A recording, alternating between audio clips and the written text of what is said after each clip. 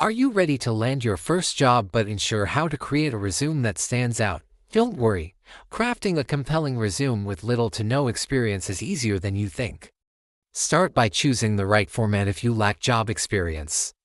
A functional resume that highlights your skills first is a great choice.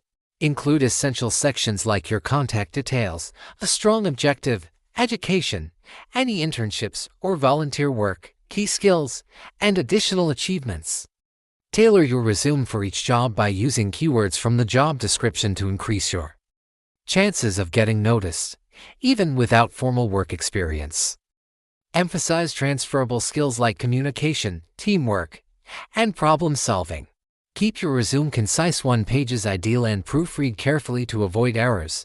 If you need extra guidance, tools like AI Resume Agent can help you optimize and format your resume effortlessly. Follow these steps, apply with confidence, and take the first step toward your dream job today.